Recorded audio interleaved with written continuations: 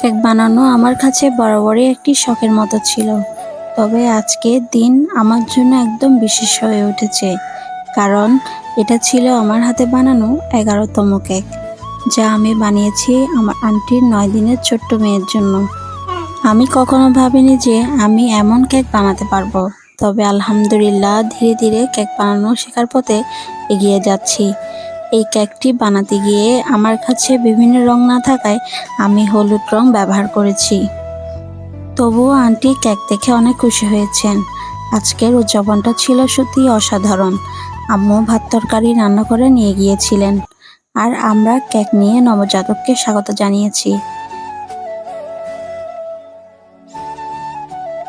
পুরো পরিবার মিলে এই মুহূর্তটা উদযাপন করাই আনন্দ দ্বিগুণ বেড়ে গেছে।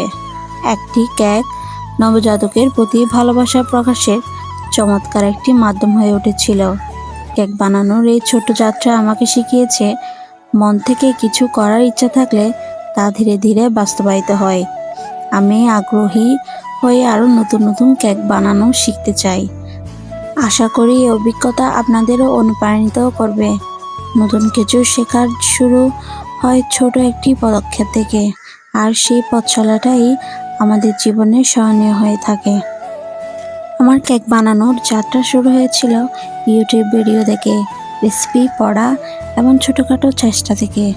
প্রথম কেক বানানোর সময় এত টেনশন ছিল, মনে হচ্ছিল সব কিছু গড়বড় হয়ে যাবে। কিন্তু সেই অভিজ্ঞতা থেকে আমি শিখেছি, ভুল থেকেই শেখা যায়। প্রতিটি কেক আমাকে কিছু না কিছু নতুন শিখিয়েছে। কখনো ডেকোরেশনের জন্য সঠিক উপকরণ বেছে নেওয়া, প্রতিটি ধাপ আমাকে আরও আত্মবিশ্বাসী করেছে।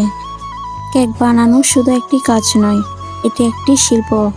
প্রতিটি কেক শুধু মিষ্টি খাবার নয়, বরং ভালোবাসা, যত্ন এবং সৃজনশীলতার প্রকাশ।